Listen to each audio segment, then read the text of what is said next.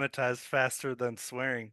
or super monetized, depending on how you want to look at it. Oh yeah, Could go either way. Depends on which crew grabs onto the video. very true.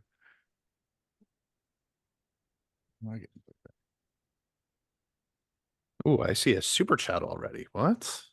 Yeah. Yeah, shout out to Michael Mintz. Thank you so much, man, for this. Are we live? Yeah. Yeah, we're Oh, we live. are. Yeah. Oh, then hell yeah. Thank you, Thank you, Michael Michael. Mintz. What, Should you we- can like super chats now? Really? Yeah, you can like it. Yeah. Oh, I want to do Sweet. that. I mean, I always like it, just not physically. Now you can physically Yeah, you can like actually it. like. So Cool. Michael Mintz is driving, daughter from New Jersey to New York City. So going to be listening only. I'll miss the great chat. Oh, you can still listen to the great chat, Michael. Yeah. Thanks, Michael. That's cool. Drive Yeah. safely, man. Guessing you're Yeah. taking her for some kind of like Can't schooling listen to type text thing. chat. That's what he's talking about. Oh, that's Oh, what he's yeah, talking yeah. about. Oh, Yeah. okay. My bad. Yeah, it's not My our bad. great chat. They Oh. don't care about us. He's supposed to Oh. be in the chat with the people.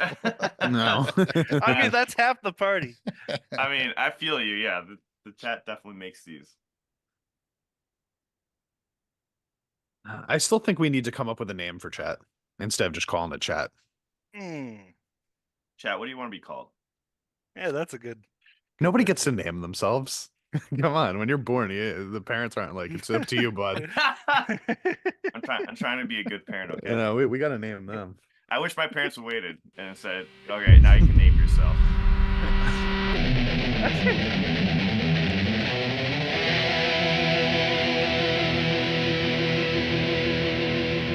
Now I want to know what you would name yourself. Let's call them the GG gang. No, I was kidding. The GGG. Man. Triple G. GGCHAT.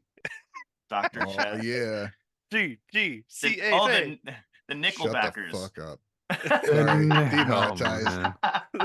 What's up, guys? Welcome to the Gaijin Guys podcast. We talk about Japanese music and other music news. I'm Ryan. We got Wave, Champ, and Alan here. Guys, how So you doing? I'm chilling, man. I'm chilling. How you doing? I think that's your default state. That's probably Champ, accurate. just It doesn't. It doesn't change very I love often. how it's a topic every time too. Our first main topic, Champ is First chilling. main topic. Champ. Champ is chilling. Champ likes to sit. Yeah. What about you guys? Anything interesting going on in the lives of Wave or Alan?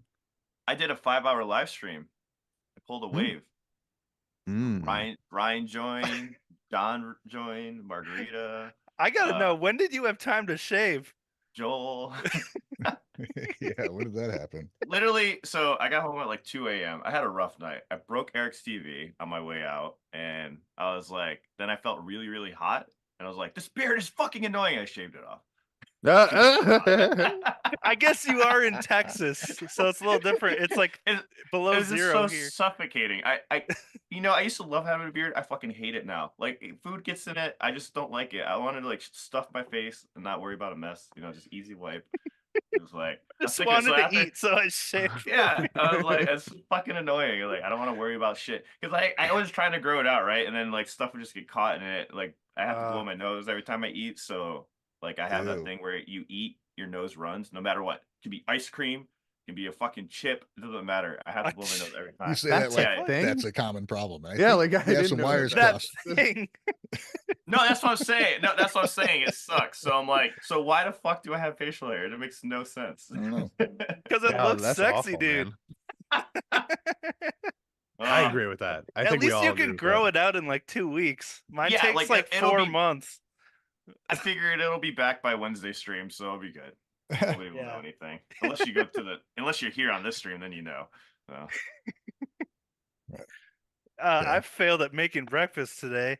I was watching this video of like Japanese recipes for eggs for breakfast, and they did this thing where they put a tortilla in a pan and then they put eggs on top and then they put like veggies and all this fun stuff and made like a quesadilla omelet thing. And I tried making it and I burned the quesadilla. I guess I had it too hot. The quesadilla or the tortilla burned before the eggs cooked, and it was just a disaster. And then I was in a hurry because we had to get our get the stream ready. So it was just You know, it'll make you feel Failed better. breakfast. Will make you feel better. Bill Hallisey What? just dropped $100 in the chat. Holy crap! Thank you, Bill. You're regular, man. Thank you Yeah. very much for that. It does help out so much. Midwest Metal, thank you for the $20 super chat. Bill says, great seeing you guys again. Thank you, sir. Midwest Metal says, finally made a live off season in Branson, by the way, is perfect time and place for Gaijin Con. Con. Oh, Ooh, cheap and quiet. well, Yeah. Where the is hell is that? Branson? That could be Missouri? in any state. Missouri? yeah, Okay. Missouri. I'm sure there's a Oh. Branson probably in every state. But Real quick, guys. John Reeves has joined Gaijin Guys, which you guys know, but we are trying to raise money for him to go to Tokyo, because he's already on the guest list for the Nemophil concert that's happening next week. So if you have the means to do so, actually we probably will contribute the money that you guys just super chat us right now. So we really appreciate it to John, so he can get over there. And then he's going to be posting a video on this channel about the Nemophila thing. Fingers crossed, in-person interview. We'll see what happens. That'd It's be not awesome, guaranteed man. yet, but he's on the guest list already. He already got his hotel. We're raising money for his flight. So anything that you guys can do to help, we greatly appreciate it. I'll find his PayPal link right now and I'll send it to you guys. So we're just trying to get him over there so we can get that report to you guys. So it'd be really cool to have one of our guys over there doing it, and he will be joining us on Sunday in the future. So he's just busy trying to get this other Japanese news stuff for us. So thanks, John. We appreciate you. Yeah, thanks, John. Hell yeah, man. We were talking on Twitter, and he's like, "You want to go?" I'm like, "Well, yeah, but there's no fucking way I can go. I'm going later this year, so Oh, can't go now. I'd like that's the to. way it goes. Yeah, I Right can't on. afford to go. Maybe Okay. someday. Maybe. My week was cool. I was just busy, staying busy, doing the live streaming thing. Joined up with the guy with the Daikoda a couple times yesterday. That was cool. I got to meet Joel Rohde and chat with him a little bit about some music. That was cool. Nice. What do we do? Hot takes, and then what the hell did I come on there the second time for? Oh, we're doing reactions with Joel. And we have a podcast releasing on the Gaijin Guys soon. We did an interview on Friday. Cool. Oh yeah. But I don't know. Yeah, we just checked out some songs. Yeah, you checked out some songs with us. So it's a kind of a thing that we do on that Code Extreme now. We just reactors come in, we keep the Zoom link ready to go. Like, and we're like, just pop in. That's pretty cool, man. Yeah, it's fun. Oh, Chad Kroger with the $10. That's all. Chad Kroger, you can afford a lot more than that. Yeah, seriously, bro. Aren't you a multimillionaire at this point? Yeah, I thought you'd be big wrong. I don't know about you guys, but this new GG loves Nickelback tag is really working out for us. Bill with another thank you, man. We're gonna get John crap. over there. Seriously, thank you, Chad Kroger. We really do appreciate the $10. Yes, thank you. I mean, but you got to up 200 now. I mean, Bill's got you beat. I just saying. Jesus, it's like there's a competition. There's a competition happening in chat right now. No. I'm gonna donate the most. No, you. No, but that's awesome, man. That helps. Yeah. Bill says, "Here's some money for John." Thank you very much, wow. Bill. Yeah. You're the man, brother. Yeah, we'll make sure he gets it. Yeah. I'm messaging him right now. No, we'll get it over to him. Yeah. Okay. Sweet. Cool. Well, what are we talking about this week, guys? We're talking about BAND-MAID did a thing, right? Oh, yeah. They uploaded their live version of Unleash from a 10th anniversary show at Yokohama Arena. Have you guys, I know, didn't we all watch it? Wave, I know you got a reaction on. Did you guys watch it? I watched it on live stream yesterday. Oh, yeah. I did. Did? Can I say something about it? Or sure. You guys go first. Oh, I wasn't sure if you interested. Sorry, I got distracted. I was asking John for his PayPal link. Sorry if I stepped that line. I was gonna say it was fucking amazing because I really, the second time seeing it was focusing on how amazing Psyche's vocals are. It's my favorite vocal performance from Psyche, period, on that song. It is the best version of the song. It is amazing the way she, like when she does that those falsettos where she's going into that slight cracking in the voice. It sounds beautiful the way it does. You can feel the urgency, and then the way Miku was singing underneath it too is just phenomenal. It's right at the end. I played it like people in chat were probably annoyed. I played the ending minute like 5 times. Okay, I love that part where she does the finale with her voice. She's like, it's "We're so holding good. up the flag." Yeah. Dude, It's really good. it is so cool. I didn't even comment on the vocals, but I was like Hello? just phone call. But I Hi, was just Ryan. so like taken back to when that music video first came out and just how cool it was to have that uniting factor of it where we've all made it to the other side of this terrible thing that happened, COVID and everything, and how we're like moving on to the other side and we're all a bit stronger now because of it. And, just like the intense meaning of that song in the music video and now seeing them playing this huge show and just nailing the performance. It's really cool. Oh yeah, I agree, man. 100%. Yeah, her vocals, that's kind of my takeaway too, is that it was just like I don't know. I hadn't watched it since the live stream actually, since it came out. So I guess I didn't grasp that the first time, but man, there's a lot of rasp, a lot of kind of growling going on at some points, man. It's just awesome. It's Just into featured. it. It's featured really strongly too, like Yeah. more so than most of their live performances, where like you could hear her vocals taking like front and center stage, especially towards the second half of that song. I don't know what it was, if they intentionally turned up the microphone or if it was just like that's just how she was singing that time, like Maybe they just like full realize force. the same, like, wow, this is a standout performance. Let's put it up front a little bit more. But you They could still hear like everything in that song though. Whatever you wanted to listen to, you watch him, you could just pick everything out. It was just sounded great. yeah. Yeah, I thought she sounded great. I thought the vocals sounded they were definitely the standout for this performance.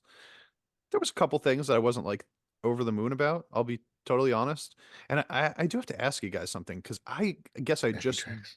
don't remember. Yeah, did she when we saw them live? Did Konami not play the lead? She. What do you mean the lead? The riff that The starts out the song and ends the song. Yeah, I don't know because I think there's been multiple songs where she will. Sometimes she'll play like the lead line, and sometimes it's a backing track. She'll just play rhythm. I don't know if it's just they're ready to go. If she feels like it or not, because there's been certain things I wait for, and like, oh, she didn't do it. yeah. But then I've seen other times where she did play it live. So I was trying to remember too if she did play it because I thought she had played it. Yeah, I So thought yeah, she I had don't to. know. I feel like I would have noticed if she hadn't, but I mean, she might not have. Like maybe I just wasn't like focusing on her during those times. Because we saw them a couple times live, Mhm. and I do remember like very specifically the sound of her guitar in this song is the most that sound that's ever been, right? Like the most it's got like a very different sound to it overall Oh than a yeah, lot with of their the other leads. So with it's the harmonized probably part. easier to have that as a background as opposed to like, maybe clicking on 5 different pedals, right when you want to play that part and then clicking them Yeah, off when you get as off much as of it it. kind of pops in and out of the song. Exactly, because the Well, you rest can of the song program a doesn't pedal sound like it's board like that. to have presets for just one click, and it turns on all the pedals you need. Yeah, yeah, you're right. So I am a little like, huh, I wonder why. And I didn't even notice until the end of the song when I was like looking at it and she was playing the chords with Miku. They were both playing the background chords. And the reason that so this is what led to it. The reason I thought of about that was because I was like, wow, those like the background guitars sound really quiet to me. Like Miku's guitar sounded really quiet to me. And I was like, huh. So I like kind of rewinded and went back to see like what was going on there. And I noticed Konami was playing the same thing. And then I was like, wait, but the lead guitar sounds so loud. That's when I realized that the lead guitar was like programmed in. It was like a background Yeah, it was very loud. whatever. Yeah, and that was really loud. That was like right next to Psyche's vocals, but it was like the live instruments felt like they were like quieter than those two things. Which Yeah. as much as I like this song and as much as I love the energy and the sound of the vocals and stuff like that, those two things did throw me off a little bit. Just because I've seen them play so many times live and not seen them do that much. That was like it just felt very different to me than a lot of their other live performances. Yeah. I Shout out wonder. to Eric for the super chat. Thank you so much, man. Oh, And You're you guys awesome. mentioned Makaluku for the subscriptions. Yeah, gifted subscriptions. Thank you so Awesome. much. Appreciate it. And Scott, thank you for Thank you, the help Makaluku. for John. Also, I put his personal link if you want to give it directly to him because it won't take off as much as YouTube for a percentage. Hey, Yeah. John's here. Yeah, thank you guys. You guys are fucking killing it today. I don't know what the hell is going on right now, but Scott, we should tell them we're sending somebody somewhere every week. yeah. Guys, next week I'm going to Hawaii. Here's my PayPal and my Venmo.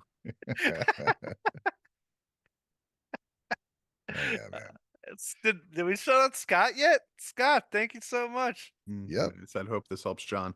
Right John's in the chat. He's very thankful too. He said homies. Hey, another person that says homie. He Nice. said homies.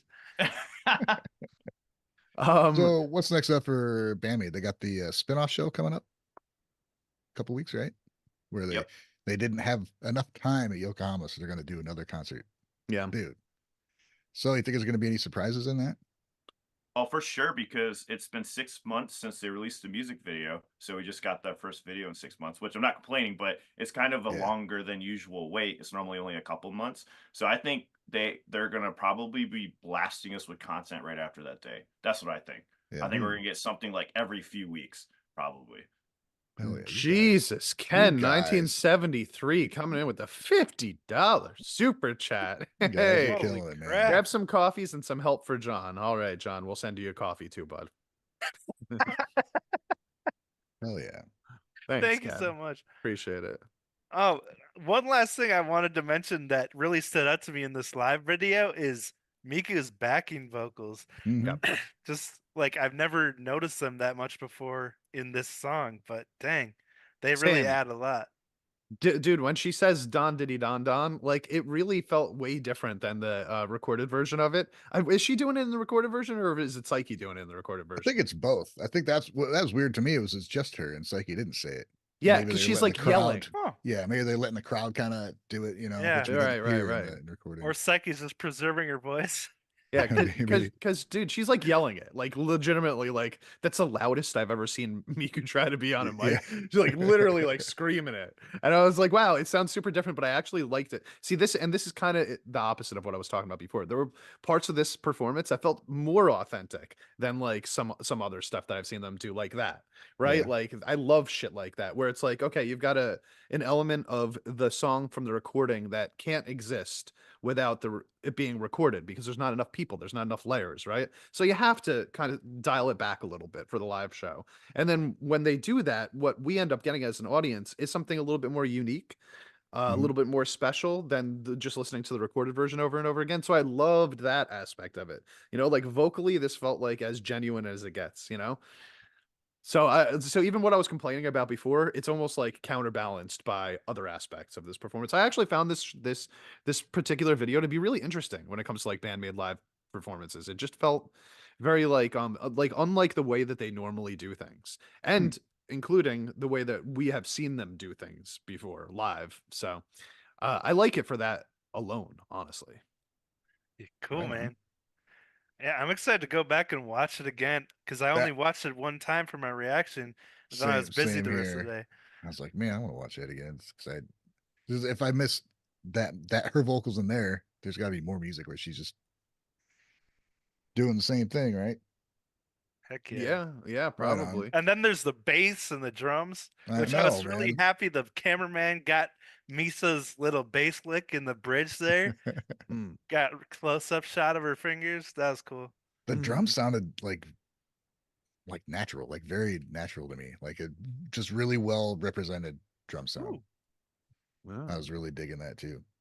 Just good. Dang, again, I gotta go back and listen. Yeah. Because I love that. They pull you in so many directions.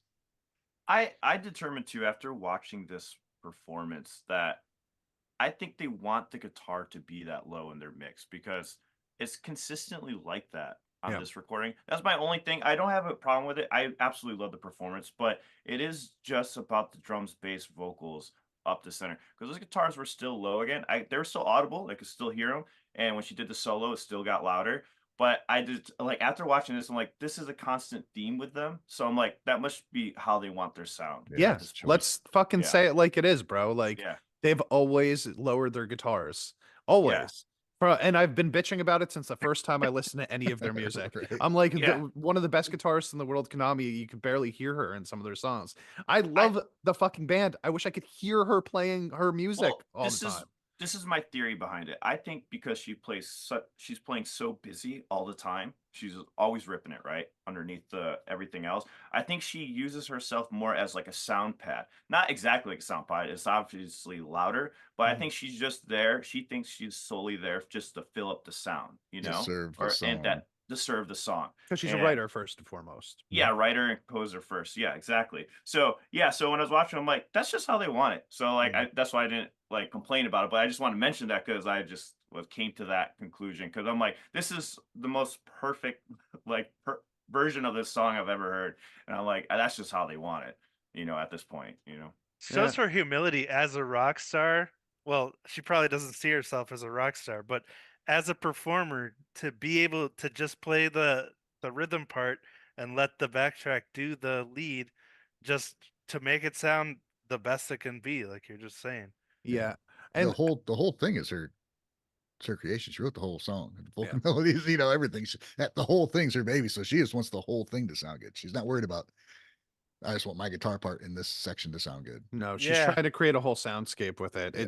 It's not at all about the leads that she's playing. And I will say this, like a lot of the choruses where she's just like ripping leads through the choruses, like underneath everything, it would sound weird if her lead guitar was featured in a chorus with a vocal melody that's not matching up to it, like, as much as, like a slower lead would be, and if you turn that shit up, then it just gets messy. Yeah. But I do think there's a happy medium in between like barely hearing it and having it like right in your face. They just need to do instrumental versions of all their songs so we can hear all that stuff. I've done a lot. Yeah, I will what's say, the and Unleashed instrumental coming at? yeah, right. But when you go back and listen to like, their instrumental songs without the vocals in them, it's definitely mixed much differently. Like her guitar is usually the featured point of those songs, especially like, without holding back and stuff like that. It's about the guitar. So, it's just about, what she wants the song to ultimately sound like at the end of it. And Sure. I don't necessarily always agree with her on that, but that's okay. Right on. Sweet. So we'll be looking forward to their next show. They got the spinoff show, then they got the acoustic gig, and then the hall tour after that. So I don't know. Dude. They're always giving us more than they need to. So I'm looking Let's forward to look whatever forward to. happens. When's the acoustic thing happening? I was just gonna try and look that up. I know somebody in the chat will already know by the time I find it. Do we have any idea of like what they're doing, like what songs they're doing on that? Have they No. given a set I list? know Konami said that she wants to completely rework the songs. Like, Yeah, let's do it. something different. Like we saw her do that already with the other ones, but I think she's like even more into it, man. So it's just gonna be so cool. Yeah. They're so different that it's like it's might as well be a new album. They're a new, Yeah, exactly.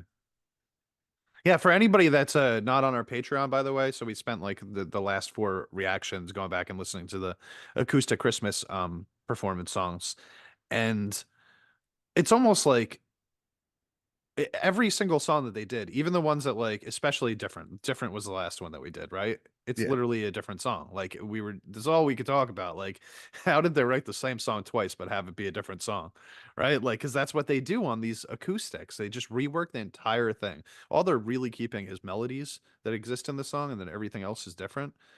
So because we know that they're capable of that and more importantly, willing to do that, to put in the extra work that they really don't need to do. They don't have to rewrite these acoustic songs if they don't want to.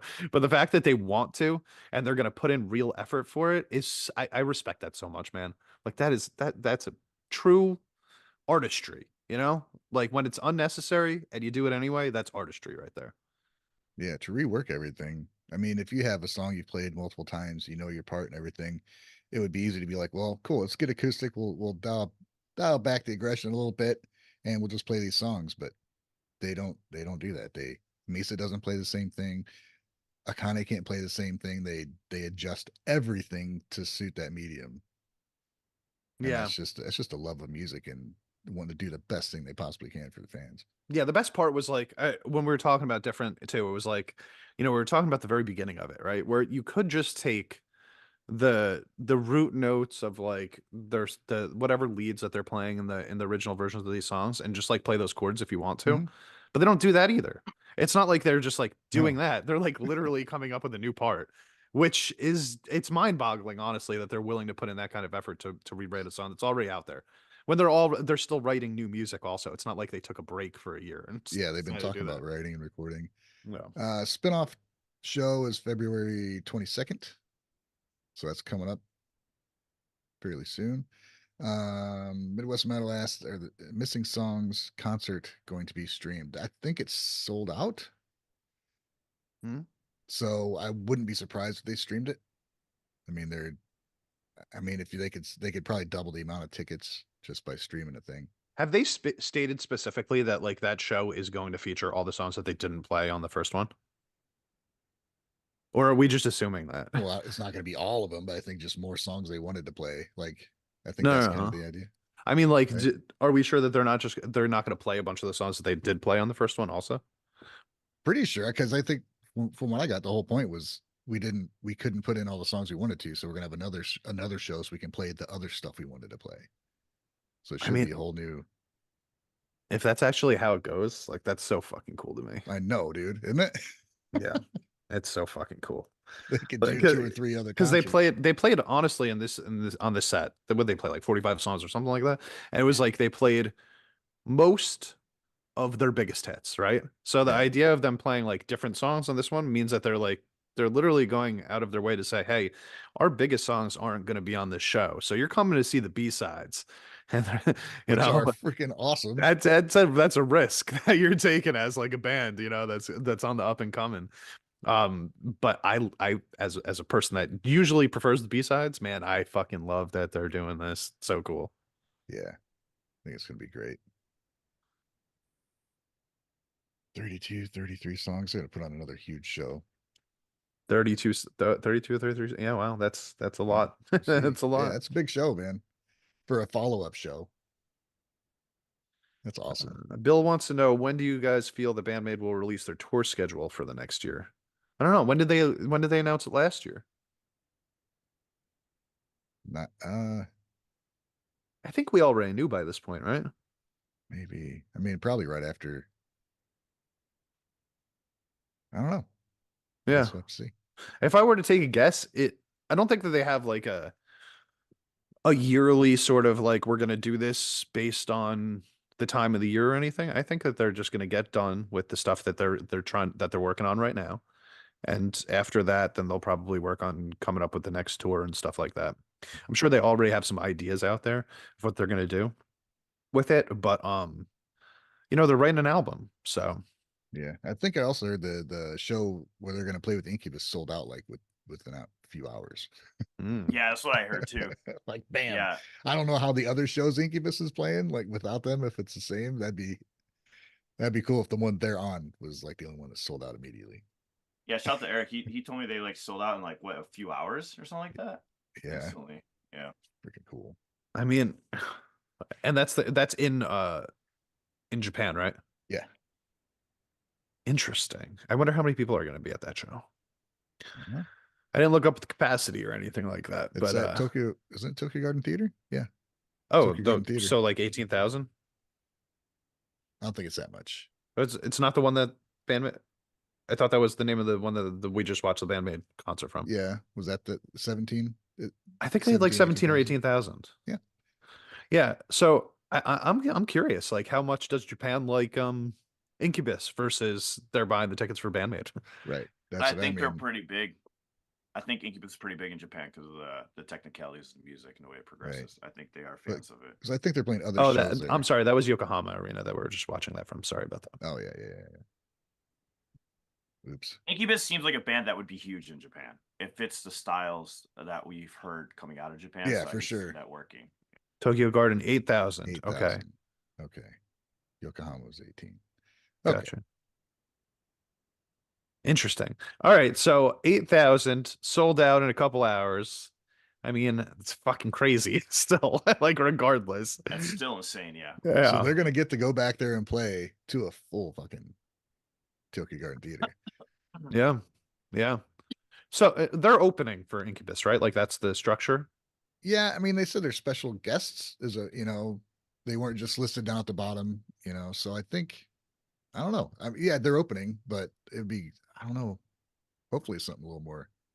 I don't think it's going to be like for the Guns N' Roses where they're going to be playing and people are still going to be going to their seats and shit. Yeah, like I they're hope going to that make sure they got the crowd to play. Yeah, I just don't want them to come in and play 4 songs and leave. You know what I mean? I Like, don't think that's going to happen. I don't think so. yeah.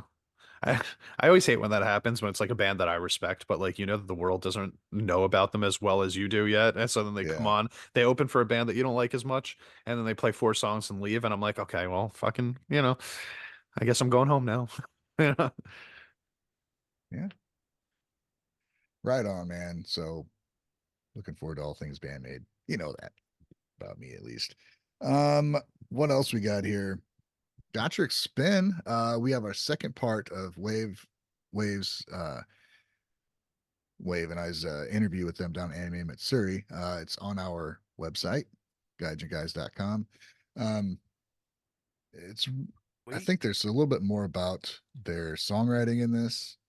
And I think was it in this part where they broke down like how mindset came about. So I think Wave asked them about their songwriting process, and they were basically like, we can't explain that, it's too complicated. And they said, well, maybe try one song. And I was like, hey, can we have them talk about mindset, because that's amazing. And so they explain that in here, and it's just a cool insight to the band. That's to get right from the source is a cool thing to do with a band like this, because there's so much creativity in it. So please check that out on our website.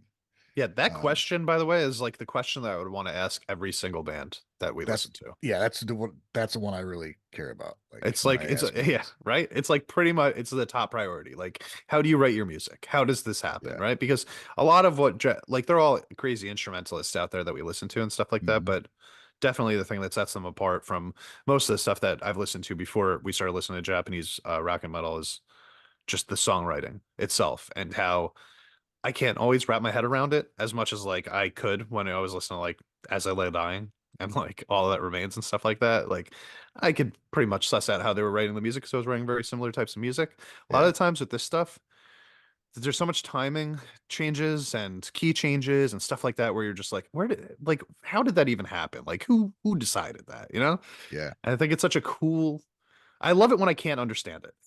That's like my favorite thing about this, that I can't just go, oh, I know what just happened there. No, it's like they are way smarter than me. And I really respect that. Right. It is cool, like something like that, to where, I mean, with that song with Mindset, you hear the guitar immediately and the bass immediately. So I thought it was going to be maybe Koga, and it was Tomozo who kind of started that song, and then I think she went to, was it Yuri? Wave's having mic trouble. Can you hear me? Yeah, I can hear you now. Okay. Sorry, what was the question? Do you remember when we asked about Mindset? Tomozo started that, and she brought it to Yuri first, or was it Koga? I thought it was Hannah, but I guess you read the interview and find out. Was this just that's what's cool about it, though? It's like, oh, well, how did this come about? And it's one person has the idea, then it just kind of develops from there. Yeah, definitely learned a lot in that.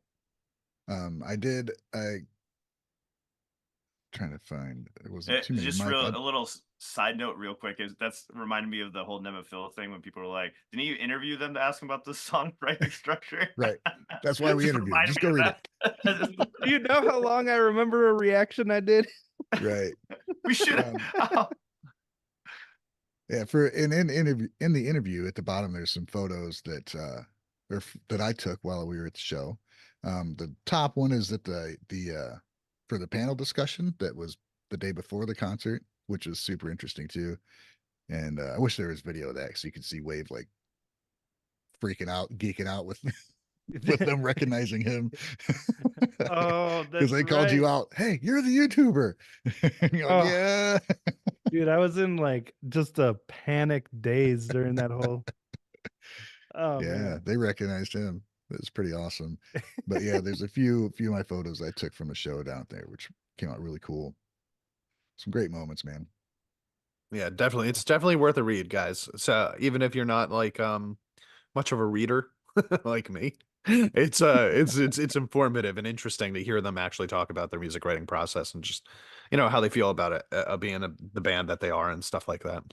I just want to thank everybody again for all those super chats and the gifted memberships in the beginning. That was like a crazy start to the stream. Thank you very much, guys. And for anybody that is helping support us and John and stuff like that, you guys are freaking awesome. Just don't forget to hit that like button if you can. If you don't want to support monetarily, of course you could always just do that. That helps us very, very much. Also, thank you guys. Yeah, for sure, man. Helps us do things like this interview. Yeah. And I pinned John's link at the top too. Right on. All right, guys. Let's see. New metal from Paradox band with the album Paradoxical Singularity. You guys know Paradox? sounds really familiar. Has anybody listened to this song? Okay, I'm gonna take that as I'm the only one that listened to this song. Okay, so All right, champ, go ahead. I didn't realize this was a new band. This is just like it just popped up on my YouTube recommendations. I'm always looking for stuff to share for like songs of the week or whatever. I did hear this. I did hear this one. Okay, this cool. was requested on my live stream. Nice. Nice. Chat, let me know Well, from Ryan. I'm pretty sure they're in here. I did like so I clicked on it not thinking I was gonna. I was looking for things to share with you guys, right? Mhm. And I'll be honest, they are really good at playing their instruments, good at writing their music, stuff like that. It's power metal, and it is very power metal. Okay. Like, I was like, you guys are really good at everything you're doing, and I really don't want to listen to this anymore. It was how I ended up after listening to this song. Like they're like a really good band, but you gotta like power metal to like them. Right. Really got them. Mm. I know there's But it's people- only one song. It's only one song too. So who knows? So if you're a fan of power metal and you absolutely love it, then he Right. recommends check this band out Check because out they're Paradox. amazing. Because yeah, normally if like it's hard to be a good power metal band. You know, it really is. Because power metal bands, I feel like bands are really picky about the music. Like it has to be a certain way for people to like a power metal band, in my opinion. Because I come across a lot of them, but a lot of them don't have good fan bases. Like Love Bites, does really well, but of course they venture out of that power metal style. Yeah. So They have really a very cool to- unique, like Yeah, entire yeah. presentation. Exactly. So it is very hard to do the power metal scene, in my opinion. You have to have some kind of thing. Like, for example, there's a band called Mortal Guardian. Their thing is playing piano and guitar at the same time, harmonizing the shredding solos. See, that's really fun for me to watch. It's very power metal, but it's like it has a cool, like, kind of gimmick to it, Like, yeah. Like kind of like Dragon Force. Dragon Force was amazing live. They have video game systems set up. So I hope they go in that direction. From what I saw, that I don't know if they have the image stuff figured out yet, but the music does sound really, really good. Right. It's an article by John Lane. It's on our website. And he mentions fans of groups like Aldius, Fate Gear, and Cynthia will probably dig Paradox's sound. So if you like those bands. Also East of Eden, Lonesome Blue. Sure, I mean, yeah. like that's my thing. So there's a lot. This is not like uncommon right now in Japan, huh? Like there's a decent amount of bands that like really lean heavily into the power metal aspect of it. I didn't realize that scene was growing, Like I kind of felt like when I first heard Love Bites, I was like, "Oh, Love Bites is doing something very specific." And now I realize that this is like wow. This is like a whole there's like a whole genre, a whole bunch of bands out there doing like power metal stuff in Japan. So you really got to start like picking out which ones you think are the best out of them. It's actually made me respect Love Bites more and more because I see more as I listen to other bands how much Love Bites actually stands out as like the top of that class. Alexander Mariani says Paradox are in their third year. Interesting. Right on. Maybe they're gaining some ground then. Well, I didn't know. I had only seen that one song also. I didn't think that they had anything else before that. Yeah, there's a couple other videos linked on our website. So they got a few more videos. Okay. Cool. So yes, check it out, man. Yep. Paradox, Baby Metal World Tour. The prelude to the finale is available by pay-per-view and on PIA Live.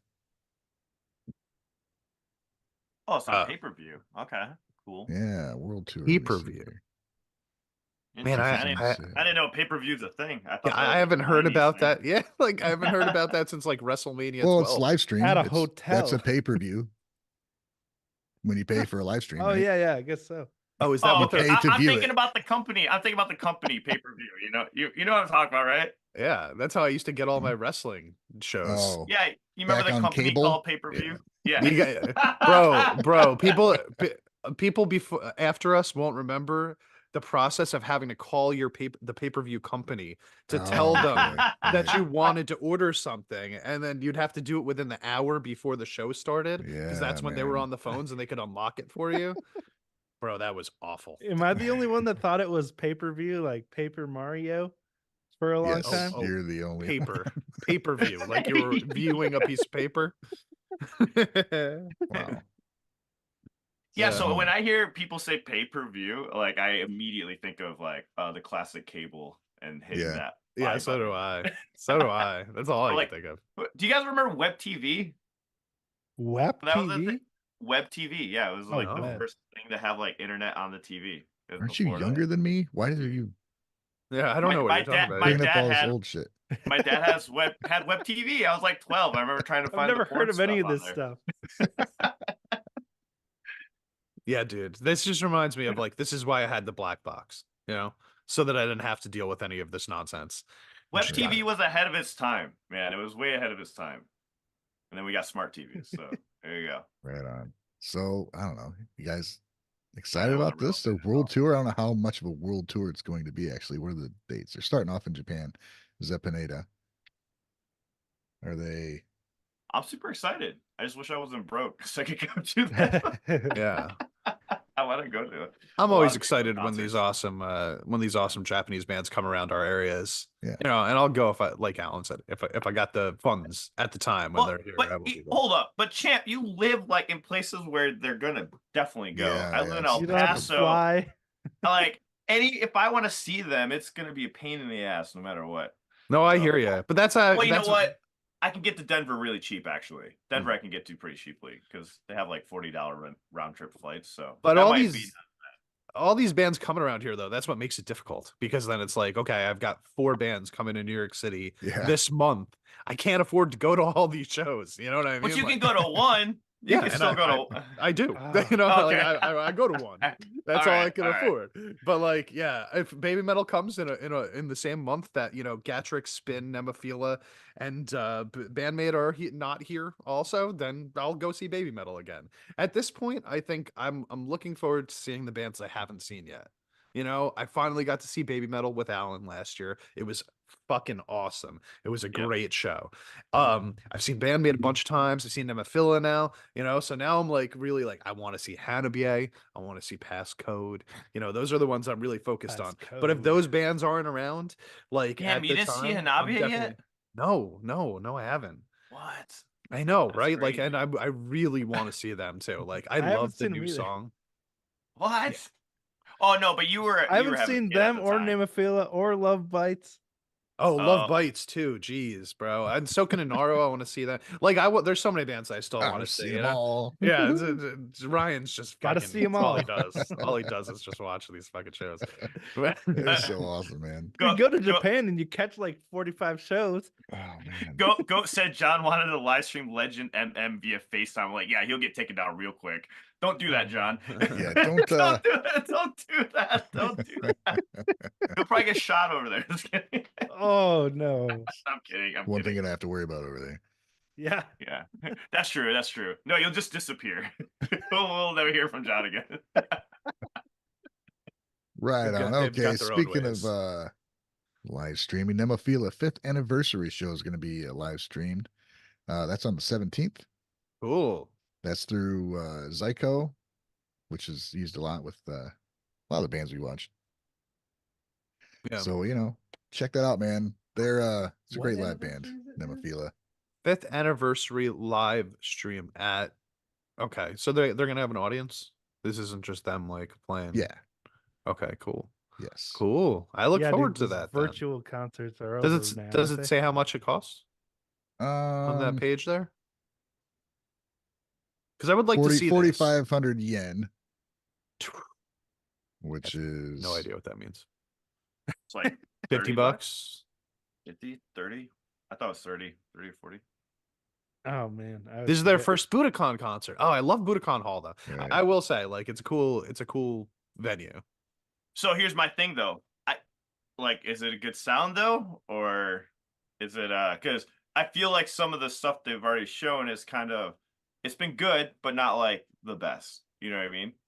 But I still want to watch it. This is What you mean? You're talking about their live videos that they've uploaded? Yeah, it's good. It's just that.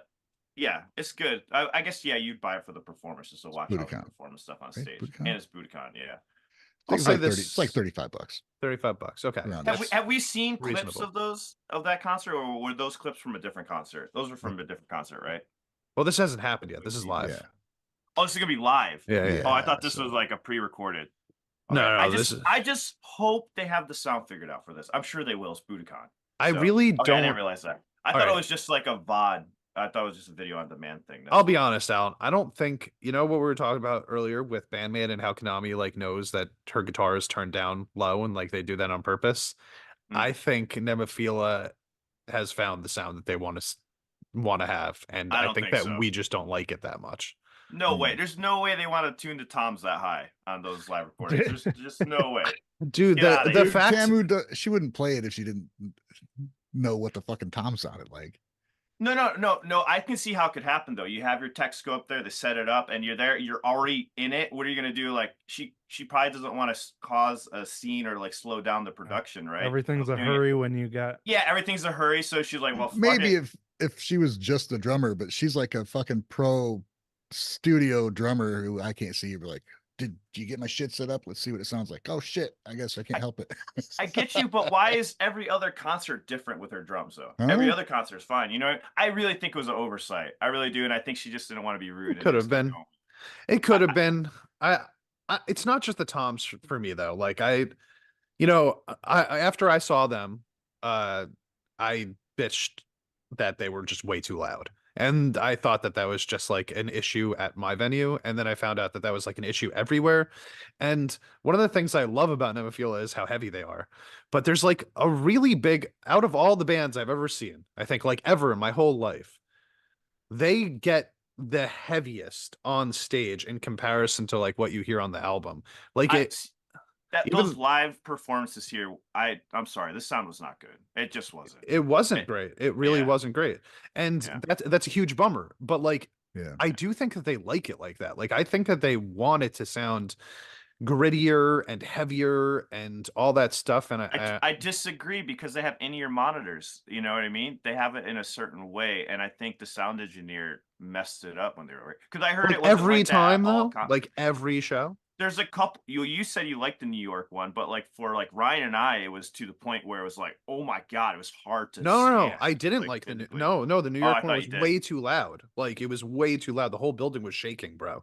Like, and then I kept hearing complaints about this from like most of the people that went to see them during the American tour. So I gotta assume at some point, like if that's not what they wanted, then they would have changed it. Hire me, Nemophila. I got you. Let's do this. When's the tour in the US? Let me help you get it up. Dude, it's crazy. I never thought I'd be bitching about something being too heavy. Like so like a metal band that I'm saying being too heavy. When but it's uncomfortable. Get off dude. my lawn. It is. It's uncomfortable. It like hurts a little bit, I couldn't. Heavy doesn't equate as loud though. Like being louder doesn't mean you're heavier. That's so they're heavy as fuck no matter what volume, but Yeah, Daniel in the chat says Nemophila was stupid loud in New York City. It was hard to hear the vocals. Same with me. If I didn't know what she was singing just from knowing the music, I wouldn't have known at all what she was doing. It just ends up sounding muddy. Like everything is mushing together. Bass. And I'm not sure that they figured out that sound yet, man. I think they will though. I really do. I think they will. I think they're a band that started off hot and they're like going full speed ahead and they're gonna get better and better. And it's going to get there. And I'm sorry if I seem so critical about this band. It's because I absolutely love them. And I want to see them do better. Because I know the potential is like so sky high with that band. I think that's why when I listen to them, like, I just want them to be really successful. Because they are so fucking good. Yeah. I'm the same way as you, man. Like I'm always going to be more critical of the bands that I like a lot. You know, like my favorite bands are the ones that I'm probably going to shit on the most because I want to see them like reach the pinnacle of what they're capable of because I know what that pinnacle can be, right? And like Nemophila to me, legitimately one of my favorite bands in the world right now, have been for the last 2 years. They're definitely in my top 3, if not honestly number 1 at this point, especially after the most recent CD, which I absolutely love. The most recent album been it's probably at this point my favorite out of the 3 of them. I just want to see their live performances be as good as their albums are, and I know that Yeah. they're good enough to play that way. It's just like a mixing thing. It's just the engineering part of it is like not there for some reason. It's weird too, because why? Yeah. Somebody's standing there listening to the fucking show, and I if it sounds know. shitty to us, it's gonna sound shitty to them unless their hearing is just fucking Do some gone. live mixing. Like the All I bass can- is gone from their hearing. They're like, oh, we need more bass, and like nobody's like, dude, that's too much fucking bass. Yeah, What was the right. venue you guys were at? Well, I wanted to say something. Maybe Well, we all it's, saw them at trees. different ones. maybe it's because they had Oh. their own sound guy and they weren't taking in any criticism from the house sound guy. I Does don't know, anybody dude. know? Whoever their sound guy was fucking sucks. Because they have ears and they heard the same fucking show I did. You can feel the same show that you did. Yeah. Fuck the hearing part. You felt like your chest was I collapsing. think my heart was vibrating. stopped and then it Yeah. was Oh. restarted again by the Dude. same situation. That's how I felt though at Anime Matsuri. Yeah. But that was a really not an ideal room for a concert. It was like all No. concrete, this giant room. And Okay. I Dude, it's forgot like a my hangar. ear. Yeah. And I forgot my ear what's it called? Ear protection or whatever. Yeah. So I was like Well, I was then, really glad we could go on the side. dude, because that age was like a sideways H, and you could go in middle of it and take photos, and the fucking subs were lined up inside that H, which is stupid because it's blasting into the back of the front part of the stage. And at some point, all those subs cut out, and all of a sudden it sounded way better. Like it was way too loud, and I was in there, and then it just stopped. Yeah. I'm like, oh, right on. Maybe somebody realized it sounded like shit. Yeah. And I'm not gonna lie, like this isn't like an issue, honestly, just for like these 2 or 3 bands or whatever that we're mentioning right now. This is like something I've been, you know, very critical of how bands like produce their live shows my whole life. And there are a lot of bands that I really loved back in the day that when I went to see them live, I was pretty disappointed that like just why am I having so much struggle like differentiating between songs? Like why are they blending into each other so much? And Yeah. the answer is usually because the sound engineering was poorly done and it just ends up sounding like a big mushy mess. I just feel like we've heard a lot of these Japanese bands that are really good at this. And I hate to Yeah. always like come back to like BAND-MAID and like praise them over like every little thing, but like as much as I would love for Konami's guitar to be turned up in certain songs and stuff like that, the one thing I've never had any issue with is like hearing the actual song the way that they want it to be played, right? So you see a BAND-MAID song live and it sounds like that song. Like you know what song that is and it sounds like it. There's nothing wrong with it. Even if like maybe something should be turned up or turned down a little bit, it doesn't take away from the overall performance of it. While something like this, like that Nemophila show, as much as I love them, like I really struggled through it, man. Like it was like, Yeah. what song is this? I don't know. Oh, halfway through, she starts singing the melody. Oh, now I hear it, right? Yeah. But Yeah. before that, it was bad. just a bunch of bruh, bruh, bruh, bruh, bruh, bruh, bruh. Yeah. Yeah. Hanabier was really bad. And that was at a venue at Pierre's in Fort isolate that. Wayne. Hanabier was way too fucking loud. The openers for them weren't bad. And then I saw In Flames there, which was 5 metalcore bands, and it was like fine.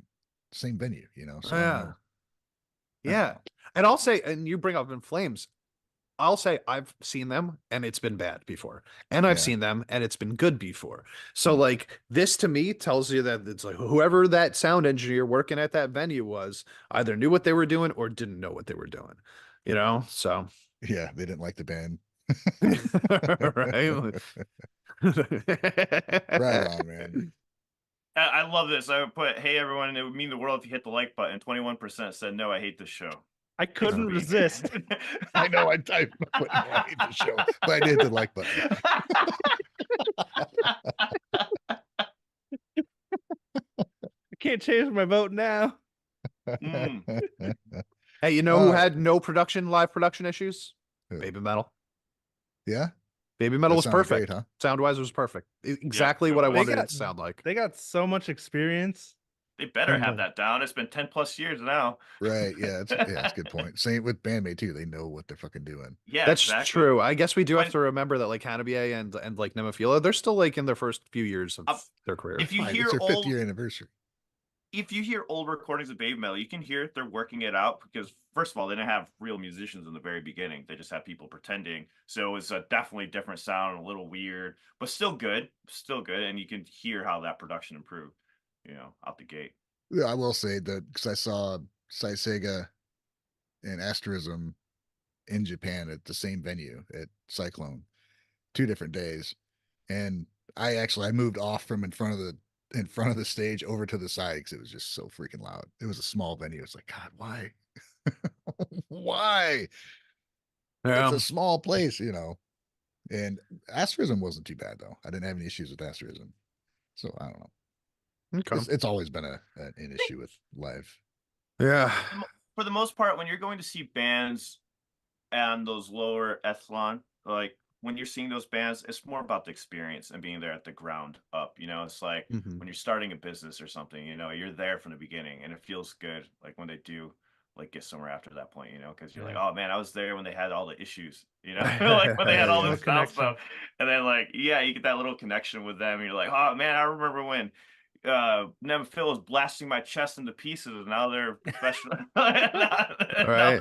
Sounds great, And then when There's they so get many clips from this stream someone could isolate and make a video that looks like we hate Nemophila. I know. I hate know, all I these feel so bands. bad. Hanabier, yeah, no, but no, you're absolutely right. I think that these are worth things that like they're worth talking about. You know what I mean? Like Yeah. I don't want to just overall just like praise every aspect of all these bands that we like because the truth is, not everybody's perfect. Nobody's perfect. Our problem is these are great bands who are being misrepresented by shitty sound.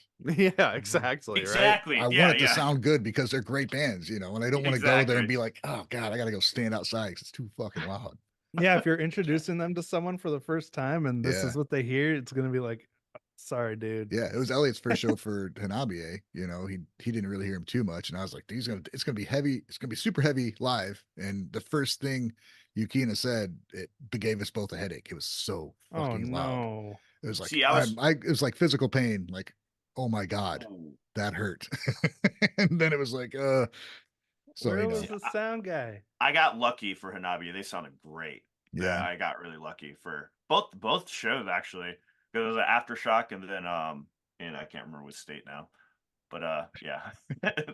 I got lucky. But that sucks. Yeah. And that's the thing with the smaller clubs, you don't know what you're gonna get. You don't know who the sound guy is gonna be there. He wasn't ready for her clean voice. I think they probably had the vocal dialed in for her growls, and her clean voice is so much louder and sharper that when she said, what's up, it was just like, oh my God. Because there was no balance between her screams, her growls, and her clean voice. It was like 300 times louder with her squeaky voice than her that growls. requires mic control. Like that's usually up to the singer to be able to do that, right? Yeah. And that's why I was like, why she should know. Yeah. True. Either way. I want to mention this comment real quick. I want Nemophila to cover Syncopation. That would be badass. You know the song Syncopation by Baby Metal? Yeah, that would be actually really cool to hear. I'd be interested in hearing that. I wonder if they could capture Mikio's vibe and stuff on that song. Have they done a Baby Metal cover yet? They have. They have done Baby Metal covers. They've done what song? They've done Megasune, I believe, and they did another one. I can't remember the name of it. I always forget about this era of Nemophila where they were doing covers all the time, like in their little studio with the mirrors. I gotta go back and watch those. Those are real. Those covers are really cool when they're together. They did Megasune, and that's the only one I see actually. Has anybody here like listened to their covers album? No, like here or in chat. Is anybody? Because I just forgot about it. Has anyone ever? I have it right here. It's still sealed. I'm scared to check it out, but maybe I should check it out. Don't shout you out drive like an to hour a Stephanie. day? Yeah, I know. I don't have a CD player anymore. Oh no. Yeah, that car got totaled, remember? By accident. So yeah, Oh. no more CD player. But I need to check it out. It's right here.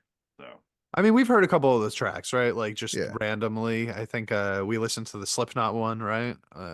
Talked about that one week.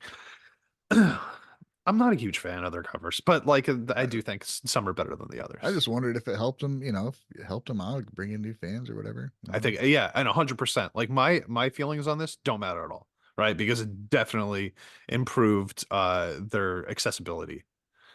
Should just apply that label to everything we do on this channel. Do you think the mixes are better on the CD than on the actual videos? Well, probably because YouTube compresses stuff, right? So it'll sound better regardless. Yeah, we did an A and B on that. It's like night and day. Oh, really? On some of the ones, yeah, it's night and day. Because when you submit your songs, you have to have it as a certain format for YouTube and Apple Music to have like a specific threshold if you want the quality to go through. Jaluka has it down. They keep their quality in their music videos. You don't hear a difference. But there was a huge difference with Nemophila, with Hanabiye, BAND-MAID also. Like it was just like night and day differences. Yeah, and it's the same on YouTube Music, right? They're giving them like too much, so it's got to be. Yeah, you have to do it in a certain bit rate and specifically or something like that, where they'll compress it. I can't remember the exact numbers. I have it written down somewhere. But yeah, if you listen to it on Spotify instead of listening to it on YouTube Music, it's better. Like right away, it sounds better. There's less YouTube compression. Music is so much better in my opinion than Spotify. Yeah, I like it. The sound of it. I like YouTube Music better too. Oh, yeah, I don't. Oh yeah, dude, Spotify like squashes the shit out. I hate listening to music on Spotify. I can't stand it. But I love all the metrics that they have on there and stuff. But yeah, I just like, and then when you submit to Spotify, yeah, they get your songs up quickly. Like iTunes and Apple Music and YouTube Music take a little bit longer to release, but the sound is so much better. And then Spotify, they just like throw it up immediately, and I'm like, so it's like weird. Wow. So there must Speaking be of extra sound, processing. I got a question for you guys. Can you hear my heater? No. No, you're fine. Zoom is amazing. Okay. Right on, man. That was a good discussion. Man with a Mission released a new concert video called Wolf Complete Works 9 Wolves on Parade. March 6th. Metal Hammer has an article on Hanabiye, which is actually a really cool article. Definitely worth checking out. I mean, they're making waves, man, and they're like the latest metal sensation to emerge from Japan. So it's kind of interesting to read when we've known about them for a while. Now they're just kind of. What do you think about people being introduced to them through like Seaman Metal Hammer? And we kind of know we're more familiar with the band, and the first time people being introduced to him through this article. We're on the cutting edge, guys. That's why you should follow us. Right. It's neat to see though, isn't it? Yeah, I mean, this is how we would discovered bands like years ago, and now I know, and we're the ones doing that. Yeah, we knew about them before they even released a single. You know what I mean? Like they posted our reactions on their website. Yeah. Well, honestly, shit, they did. It's honestly shout out to the community. I mean, the community's. I remember they sent me I will never forget when they sent me Hanabiye telling us to do the reactions. I'm like, holy shit, this is crazy. Yeah, it's cool, just man. To see them blow up, I'm like, what? So fast, so fast, dude. Faster than any other bands I think that we've seen come up since we've started this, right? Like they've definitely just full on ahead, man. They did a difficult thing, and that was to be a unique band from Japan. Yeah. To stand out, Nemophil was another one though. You guys remember Nemophil when Dissension came out, and like before that they had the covers because people kept telling me about the Babe Metal cover, and they were only at like 30,000 subs or something. It was like the crazy low. What are they past like 200 or something? It's just insane. Two bands. Yeah, I think the only difference is like Hanabiye is appealed more to the Western audience, and Nemophila, and also Nemophila, like I said it last week, but like the party music aspect of what Hanabiye does is always going to keep them, sort of in the zeitgeist of people that just like want to go out and have fun, type of thing. Nemophila to me is more for people that like they want to think about the music a little bit more, and like Hanabiye is for jumping up and down. Yeah, like when you see him, you're like, what the. Yeah. Well, and Hanabiye has like this really unique fusion, like we were talking about before. Whereas a lot of the stuff Nemophila does, it's really cool, really awesome, but it is derivative of something else that already exists, you know? Yeah. Like you hear the influence of something else whenever you're listening to their music. Wave Nemophila's derivative. He's 100% right about that until you listen to the new album, which I think that like a lot of the songs on the new album are have some feeling of that, but like they're craziest They're songs still- are on this album. They're They're still most figuring random stuff out. songs. Yeah. Yeah, Like, like they go ahead, sorry. Well, I was gonna say because Hanabiye, they're older than they've been around longer than Nemophilia.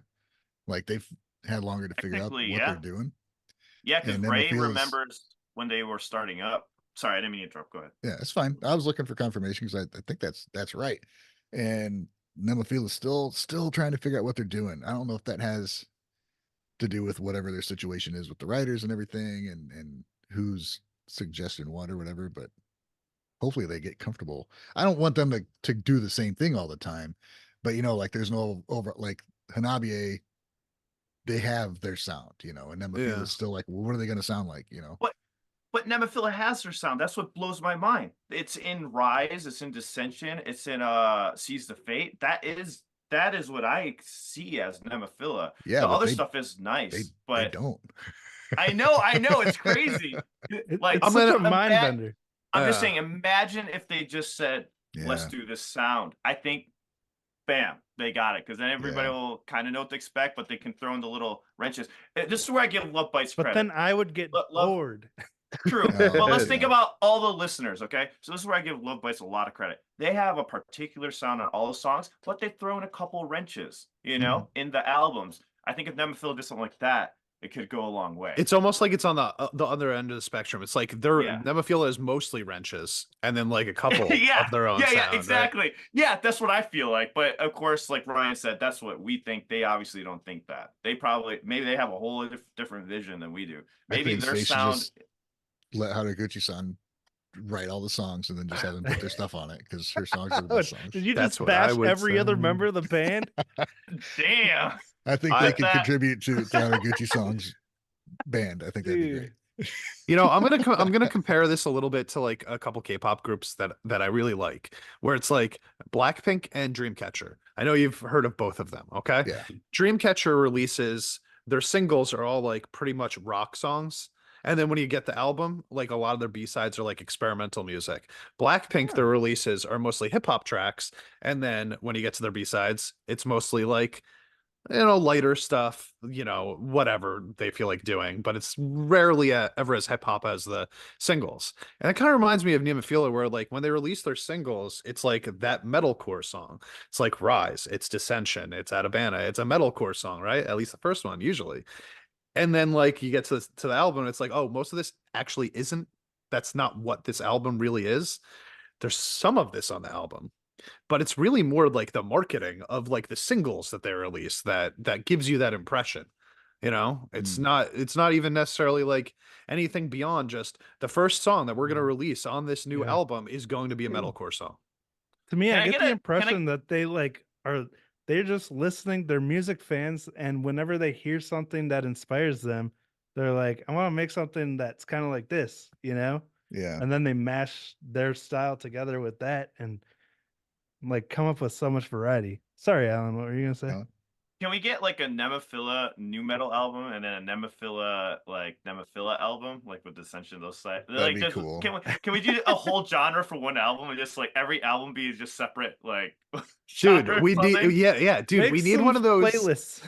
we need one of those dual disc releases, right? Where it's like you get 2 CDs Oh, in the album. We'll do The like a first one Cypress is Hill. the first one's all just metalcore, and then disc 2 is like all experimental stuff.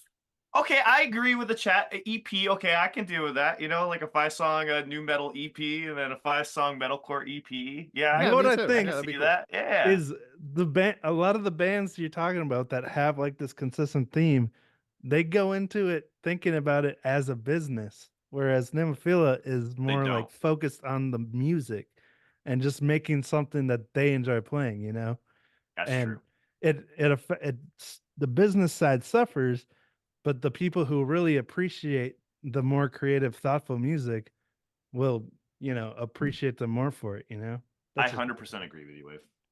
I guess that's kind of where what BAND-MAID does. They aren't. I think they're not blowing up, but they're gaining fans that are not going to go anywhere. Like they're not getting a grab bag of fans, maybe like an ABA is getting. Like they're catching a lot of eyes, and a lot of people are tuning in, and BAND-MAID has a different approach, and maybe Nemophila too. Like they're cultivating fans as opposed to grabbing fans. It's like the grind versus the wave, right? It's like they're going to build up a bunch of little ones that are going to be loyal for a longer period of time rather than just like, them all just jumping in right away and then maybe disappearing in a couple of years. Yeah. I think Hanabi will keep a core group of fans, but I think a lot of them will be like, all right, that's cool. And then they'll then maybe move on. I don't know either. I'm really curious to see what happens with Hanabi because I really do think that like their music's really good. And it appeals a lot to me personally too. So like I'll be tuning in no matter what, but it does feel a little bit like maybe like they got hit with that like YouTube algorithm wave, where the YouTube was like, yeah, listen to these guys, the same way that like when you start doing like a reactions on a channel or whatever, maybe you're lucky enough to get that wave. I'm wondering what happens if that wave goes away and like how many of the loyal fans are remaining. I know I'll still be there. I hope a lot of the other ones will still be there too. Yeah, I hope so too. Yeah. I mean, there always be residuals, but like with the people who come easy, easy come, easy go. Yeah.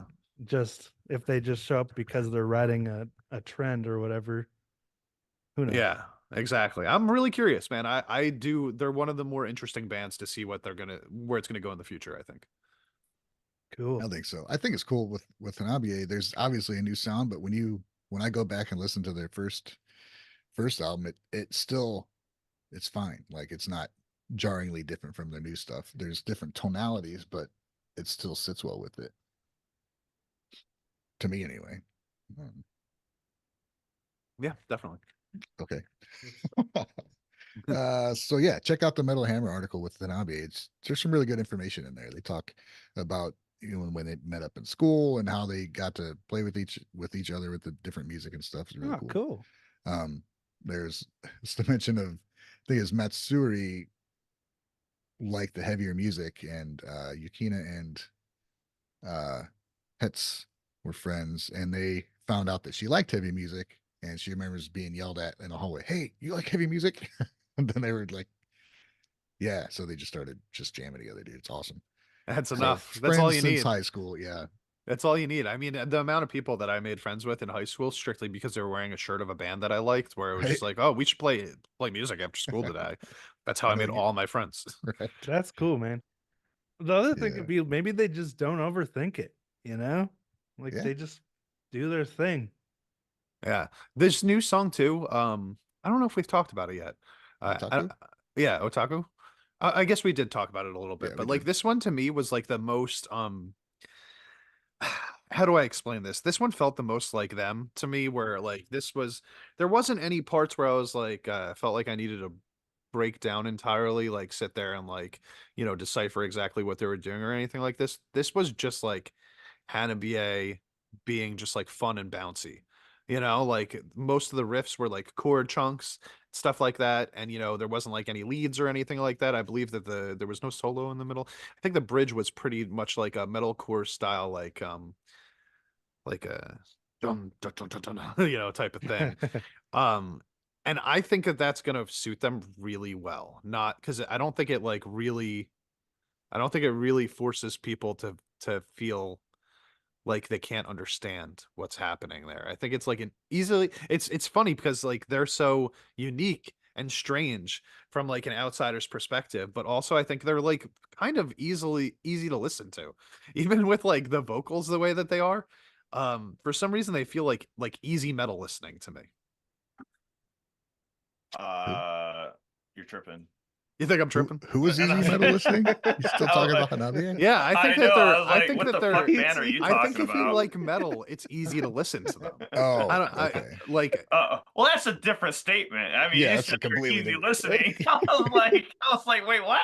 I meant to refer specifically to people that like heavy I'm music like, already. Okay. that's a It's easy to description I listen was to. not planning to hear for Hanabiye. I just Hanabiye, want to chill out, easy put on listening. some It's actually what I do though, right? Like Right, that's what I'm gonna do. yeah. I'm listening. Put it this way: I'm listening to them as a background track to my life more be often fair, than I'm listening to though- them and just analyzing them. Oh yeah. To be fair, you're chilling all the time, so I don't know how much. Hell yeah! So I'm just Wait, listening. So I'm that. just listening to them all the time. What do you? Yeah, that's all that says, right? Right on. Cool, man. You know, Let's see. people used to make fun of me all the time for saying shit like this because this is a thing that I've been saying for. I used to go to the studio, and like while we were recording stuff, I just fall asleep on the couch. You know, like while people are like playing drums and shit like that, and they'd be like, "How are you sleeping through this?" I'm like, "Bro, what do you You mean? did that You here. did that to us. This is calming shit, bro. Like this is calming, easy listening." People are like, "What do you mean? They're screaming and playing drums." It's like 400 decibels. yeah, I'm and just you're like, just no, like- this is chill music, bro. I don't know what you're talking about. Like a sound machine. Yeah, I hear white noise when metal starts playing. Like nap time. A couple other quick things before we get into the songs of the week. Cold Rain has uploaded Vengeance new music video. We should probably check that out. And then Love Bites to perform at New Cross Inn of London on June 14th. So Love Bites is going to UK. Don't know about any other Japanese bands heading that way.